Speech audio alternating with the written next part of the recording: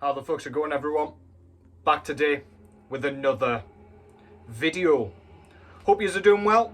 Today I am back with just another vinyl update. This is going to be the remainder of the records that have been coming in over the last kind of week, 2 weeks or so. Most of these, if not all of them, I got online. In fact, there was one that I got as a birthday present from my brother, so I'll get into that in a bit. That one is not a metal record at all, so buckle in for a little variety here. But yeah, I've got plenty to be showing you here. 5 records, I believe, if I've counted those correctly. Counting is hard. And yeah, I'm just going to get straight into this thing. Hope you are enjoying your weekend. I'm back to work tomorrow after a week off, and it is an absolute travesty. I need to get over it somehow, but yeah, thought I would distract myself. But first off, what's going on in the background? This is Disincarnate with their debut and only full-length album from 1993 entitled Dreams of the Carrion Kind. This is a band based out of Florida. I don't know if they're active anymore. There's not been a peep out of their camp for a long-ass time. But yeah, this is a tremendous kind of traditional death metal assault. If you think of the early 90s sound, this pretty much encapsulates all that without reinventing the wheel, without doing anything particularly different. I find the drums super loud on this thing. I don't know if it's like the triggers or what, but they're very, very prominent, especially that double bass kick work there. It is extremely, extremely prominent. But this is a really good record. If you like that general 90s sound, you can't really go wrong with this. You might think it is a bit like run-of-the-mill, nothing too interesting going on. I totally get that opinion. I've seen that one floating around for this band quite a bit. But yeah, I think this thing's great. Well worth your time. Disincarnate, Dreams of the Carrion Kind. Fantastic stuff. Get a load of that in the background. So yeah, as I say, 5 records here. I will get into the nitty-gritty as well, because there are a few coloured records that I would like to show here, so I'll show like the aesthetics and everything as per usual. But without further rambling, the first record of the day is this one. So this is a record that I've been after for a long, long time. I believe the CD's been out of press as well, so I've just had zero chance to get this one out of Sweden. This is, of course, Authorized with their debut full-length album from 1991 entitled The Source of Dominion. This has been repressed through The Crypt and Dark Symphonies. Of course, those two labels that keep combining to re-release records like this that kind of get swamped underneath all of the better-known records, the gems that need unearthing once more and repressing and kind of re-exposing to everybody who enjoy this style. But yeah, this band's out of Sweden, can't remember if I said that. And this is a tremendous, tremendous death metal assault. If you're thinking of like the sort of Stockholm sound in terms of like the buzzsaw sound, that HM2 sound with the hardcore and everything that kind of Dismember and Entombed all had, all of the kind of better known Stockholm bands, that is not really what you're getting here. This is more a kind of US inspired death metal record, I would argue. The guitars are like detuned and stuff like that, but you don't get that buzzsawing sound that you would associate with Sweden necessarily, and it certainly isn't in that Gothenburg kind of melodic style of like At the Gates or Dark Tranquillity or any of those bands. This is really dense, really kind of brooding and oppressive. It is very, very kind of I don't know, it swamps you almost in gore and blood. It is kind of caked and slathered in nastiness, which I really like, mainly in the production there. The vocals are kind of, they're growls, but they almost have like a whispered sort of effect to them, so it just has a really, really unique sort of feel to it. I would say if you like bands like God Macabre and stuff like that, it's more in that vein where it's like less focused on that guitar tone and more on kind of brilliant death metal songwriting, that atmosphere. I would very much kind of say this one is in that style with less of that kind of gothic stuff that was going into that and Gormant and things like that. It is just a record that did not sort of follow that formula of that particular geographical area. Just a great record. I'm so happy to have this in my clutches. I cannot believe I have this in my clutches, to be honest, especially on vinyl. Yeah, that's authorised with the Source of Dominion front cover there.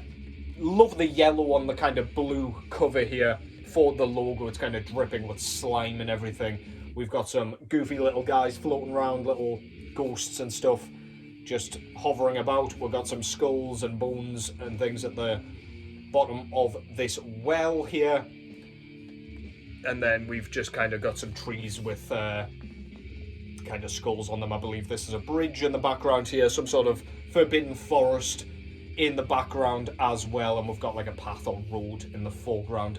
Just a really killer album cover, super eye-catching. I remember the first time I saw this, I was like, that looks super interesting. It kind of looked like a thrash metal album cover a bit to me. I don't know why, but yeah, I don't know. I guess it's just how I felt when I saw it.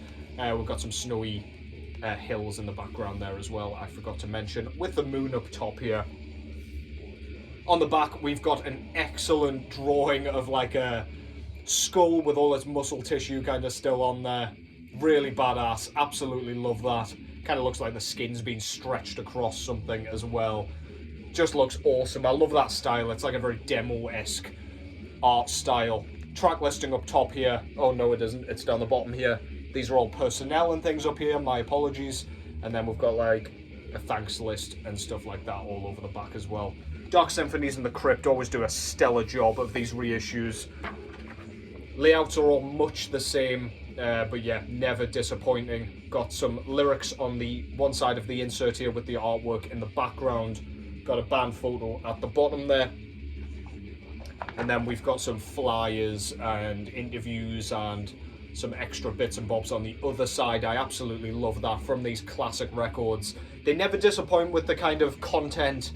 There's always something to be sinking your teeth into when you get these releases. Absolutely killer. And this came on a very nice kind of Swedish flag vinyl. We've got the blue and yellow split there, and it happens to go beautifully with the album cover as well. Brilliant stuff. A record that, again, I cannot believe I have in my clutches. As soon as I saw this was getting reissued, let alone by those two labels, I knew I was picking this thing up. My flag is blowing in the wind over there, and I got a fright thinking it was someone coming in. Just getting ready to kill a man. So yeah, that was authorised with the Source of Dominion. Next up, I've got a record that my brother got me for my birthday on Tuesday. So if you're not familiar with my channel or not too familiar, my brother kind of tries to buy me a hip-hop record every birthday or Christmas. He knows exactly what kind of stuff I like. He tells me not to buy anything in that style so that he can buy his favourites or records he knows that I like. And the latest one is one of my most wanted hip-hop records. This is Mobb Deep out of New York with their sophomore full-length album entitled The Infamous. So this was released in 1995 originally. So I have shown Illmatic by Nas from 94, I think, or 93 on this channel before. Another New York classic hip-hop record. And this is one that kind of sits in that similar style. It's down, it's dirty, it's grimy. It kind of takes you to the crime-littered streets of New York. Really, really brilliant production on here. As I say, like, that is kind of what gives it that dingy sort of sound. It almost feels like this record's in sepia a little bit. It's hard to explain without just immersing yourself in the record. My favourite thing about this, aside from like the lyricism and obviously the vocal delivery, is the drum tracks over here. I find with records like Illmatic and The Infamous, we get like a really authentic drum sound where it sounds like a proper drum. It probably is a proper drum, let's be honest, but we've got none of that nonsense kind of click track rubbish that sounds awful, like a clicky hi-hat or anything like that. It's just like a no nonsense. There's plenty of awesome like 16th note kicks going in there just to keep things interesting. It's quite intricate and quite intelligent and quite creative for a lot of this, and it's just got that thump and that crack of the snare that just sounds so badass. It's exactly what I want in my hip hop. And then we come down to the vocal delivery, which is some of the best I've ever heard. Just listen to the track Shook Ones, and like along with the vocal delivery, just the beats and like the samples and things like that, they just sound so like out there and so unique to this kind of duo. And it is just, I cannot get enough of it. It's one of those hip hop records that just, it blows me away every time I hear it. Quite a long affair. There are two discs, I should say, to this thing, 4 sides. And yeah, it is just a brilliantly written hip-hop journey. We do get some like interludes here where it's just kind of spoken word and things, but they're forgivable. They don't go on for too long. They don't outstay their welcome. And you get plenty of bang for your buck over here. Just a tremendous record, man. An absolute classic of that genre. Again, not one that I kind of pick up very often, or I will pick up very often, because it's obviously not my preferred genre.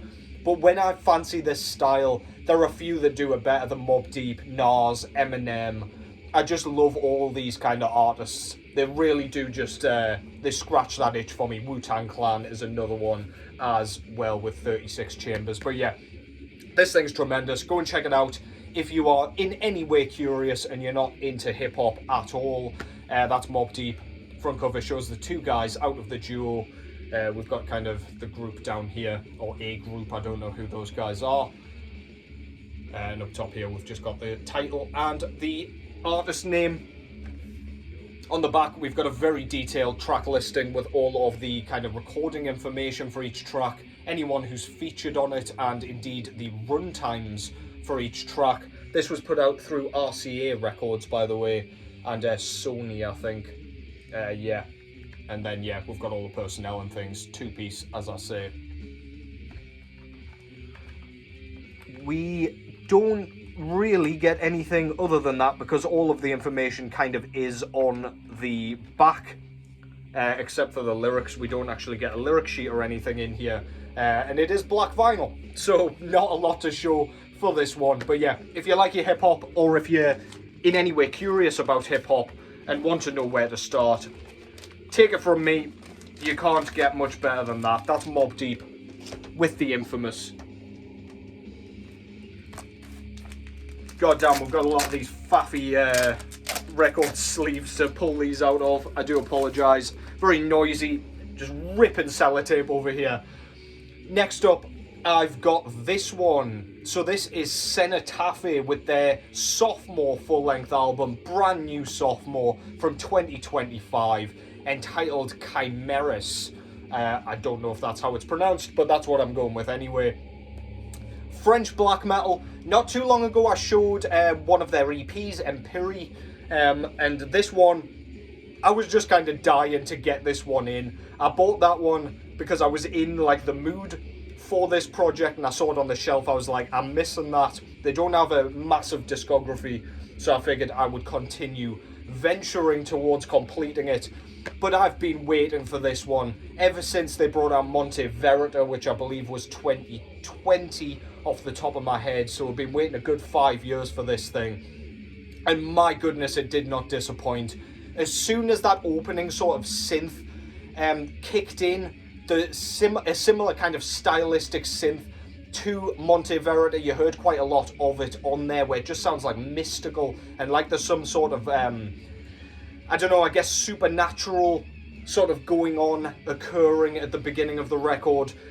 I just knew I was in for a great time. I knew it was going to be just a perfect kind of follow-on from that debut record. This one, I would say the production is a bit noisier and a bit more kind of chaotic than on the debut. Whilst the debut, and this is like melodic black metal by the way, whilst the debut had like an element of beauty, and this one certainly does, this one just has a bit more of a like apocalyptic sound, where just the rhythms especially just sound so like grating, and oscillating. It's almost like a storm of notes and noise and sound. It's like it's sawing straight through your cranium into your middle ear, and you've just got to let it happen. But whilst this is going on, we still get all those beautiful kind of melodic moments that we got on the first record. We get some differing moments here where we get some like interesting pianos going on. There might be, off the top of my head, forgive me, I've heard this one a handful of times, there might be a little element of kind of clean vocals on this one, where it is just kind of background. Apologies if I've gotten that wrong, but just off the top of my head. But yeah, otherwise, this has that fantastic kind of pained, howled vocal approach, which I love about this band. The vocalist is called Chaos Gott, and he is just one of the most interesting vocalists in all of black metal, in my opinion. I absolutely love that kind of helpless, forlorn sound, where it sounds like his toenails are being pulled off slowly, and he's just being recorded kind of moaning and wailing into the mic. It scratches that itch for me. I love the contrast between the beautiful kind of melodic leads and those chaotic kind of, again, helpless vocals. It just has a beautiful contrast. It's tremendous. It's a bit like being out in nature and hearing some sort of horrifying, like, animalistic shriek. You don't quite know what it is, and you know it's awful and you should stay away from it, but the serenity of nature is still kind of entrancing you and kind of pulling you further into the forest. That's exactly what this feels like to me. Drum-wise, very loud and thunderous on this record, again, down to the production.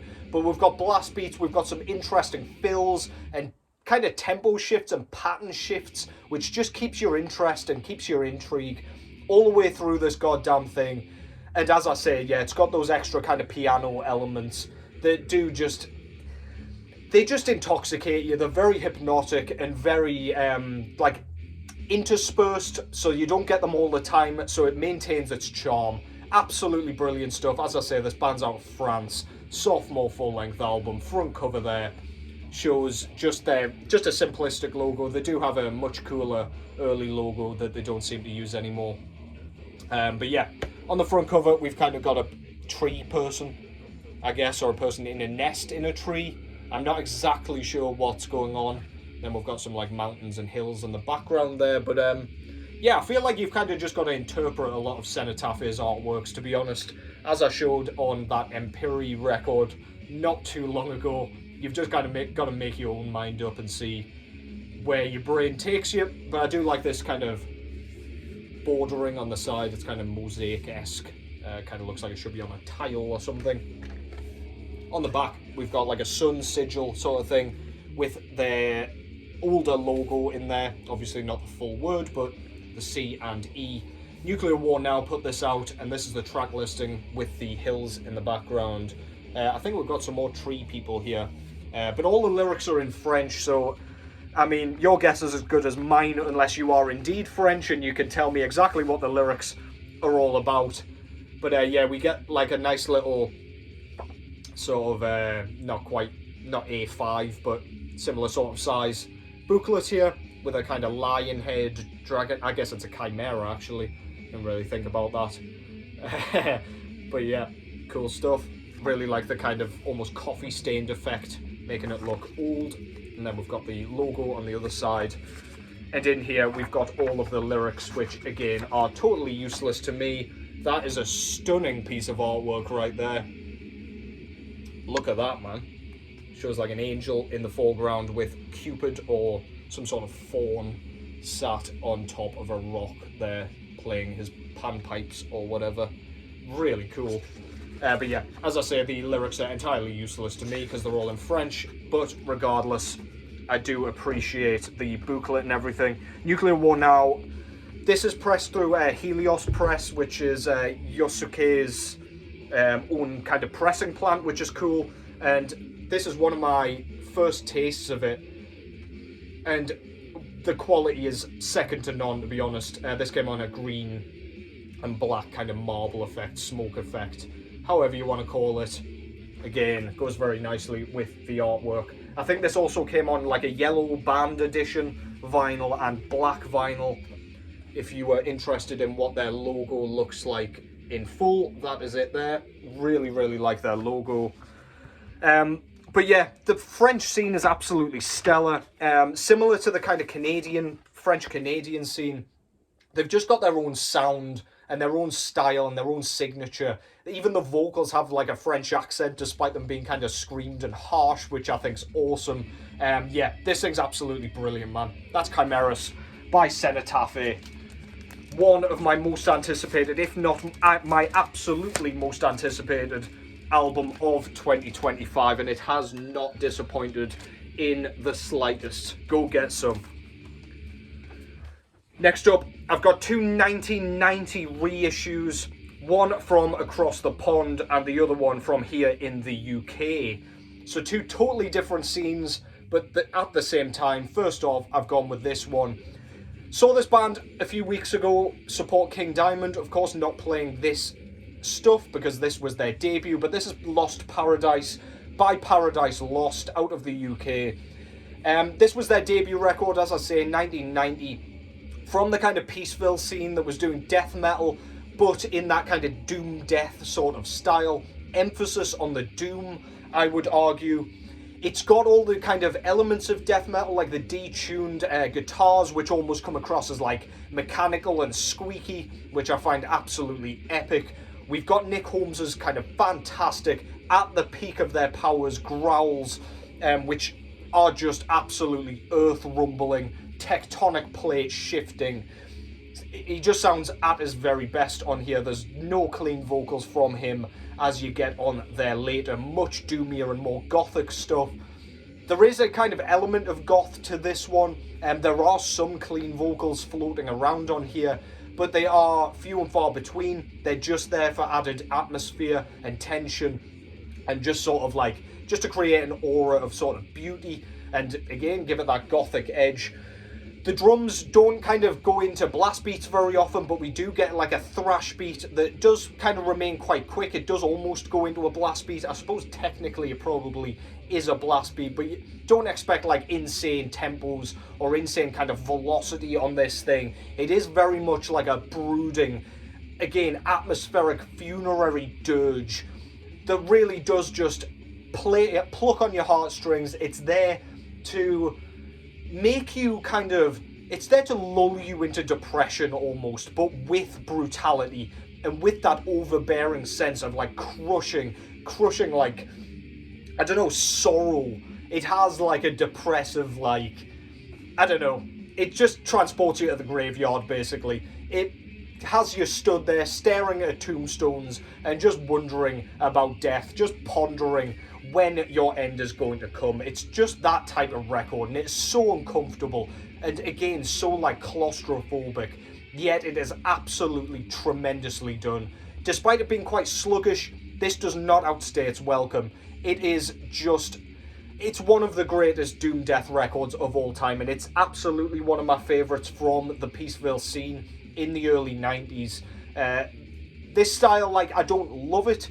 However, this record I do love, and I was talking to Johnny Mac about this when I went to see them live. Like, this is the only material that I'm really, like, bothered about from this band. It's the only material that I would sit and listen to on record, I think.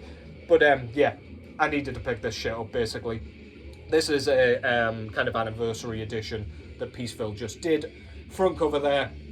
I don't know if YouTube will love that. It shows a robot throwing up a sea kyle by the looks of it. So that's great. Cancel my YouTube. We've got their old logo there. Really like the kind of green, sort of turquoisey colour that they've gone with. I do like this kind of white, sort of triangular Illuminati type sigil that they've put this in as well. Just looks really cool. Again, just a really standout album cover with some like lava effect and fire effect or whatever, with a bit of purple there. Really cool. On the back, we've got the boys there in a graveyard with a church in the background and stuff. We've got the titles, track titles just on either side there. A little bit of recording information, and as I say, Peaceville Records put this one out. All the lyrics are on the record quiver here. We've got another picture of the band in the graveyard with the personnel information. and this came on a very nice purple with sort of white marble effect, going really nicely with the colours going on in the background there where the fire and everything is.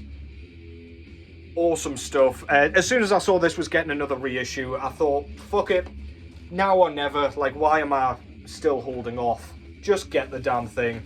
And I am very pleased that I did. A UK classic, a must own if you like that death metal style, mixed with a heavy dose of doom metal. Figuratively and literally. Tremendous stuff. Paradise Lost with Lost Paradise from 1990. And finally, also from 1990, and a lot more in just the death metal style, I've got this one finally in my grubby clutches. This is Dearside with their debut full-length album entitled Dearside. Simple, effective, Floridian death metal, but in a style that had never been done before at that time.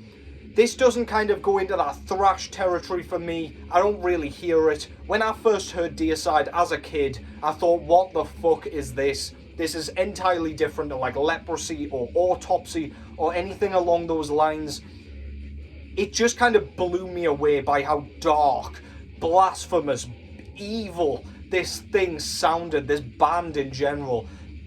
Partially down to Glenn Benton's vocal delivery, where we've got the kind of dual effect with the screeches and like shrieks mixed with those kind of gruff growls. You can still hear everything that he's saying, which I think is really great. There's some great kind of rhyming lyricism going on here. It's very, very cleverly done. As far as lyrics go, this is my favourite of the Dearside work. I find it the least corny. If I'm honest, I find some of the stuff a little on the nose, but it's all about Christian crushing, church burning, and all of that stuff, like basically being anti-religious, anti-Christian. And I don't know, it's just got like a really, it's not blackened, because the death metal is absolutely just in the style of that early 90s stuff. It is heavier than you might expect from that kind of time frame, but yeah, it doesn't have like a blackened edge or anything like that. I think it is mainly because of the themes and the vocal delivery. But yeah, I don't know what to tell you. The drumming sounds great. The triggers are pretty loud on this thing, but I think that makes it sound absolutely killer. It means that Steve Ashim can't make any mistakes with his kick work and stuff because it is so loud in the mix. But there are no flaws with that drum performance. Steve Ashim does a great job here, and there is some quite intricate kind of double kick work going on, especially on tracks like Sacrificial Suicide, where it's just like the drum beat is so kind of pivotal to that track, and it would be impossible to ignore any mistakes or blemishes that he might have thrown in there, and there are absolutely none. The Hoffman brothers are doing their damn thing on this. So iconic. The riff writing is unmistakably theirs on this thing. And yeah, my favourite tracks are probably the opening two tracks, Lunatic of God's Creation and indeed Sacrificial Suicide. But yeah, I love tracks like Dead by Dawn, Blasphemerian, Oblivious to Evil. In fact, the entire record is just absolutely iconic, classic in every sense of the word, and just an essential to own if you like death metal in any sort of facet. That is Dearside with Dearside. Iconic logo up top there, very kind of, I don't know, it's almost got demonic horns sort of sprouting from it. On the front, we've got like a, I don't know, almost looks like a door knocker or a belt buckle or something, but it's some sort of emblem, I guess. Some sort of ode to Satan, I would imagine. Someone might be able to tell me in the comments. The four guys out of the band there stood in front of a statue of Jesus, very fitting. We've got the track listing down the bottom there and a little bit of recording information. Produced by Scott Burns, of course, as quite a few records around that time from Florida were. Lyric sheet, we've got the trifiction down the bottom here. Picture of the band with all of the lyrics, or at least half of the lyrics. We've got the other half of the lyrics here. Some recording information. Well, this isn't recording information actually, sorry. This is a thanks list down the bottom here. And then we've got the I believe that's the front cover of Amon's demo. Either I think it's Sacrificial or Feasting the Beast, but one of them regardless is that like anime front cover for one of the demos.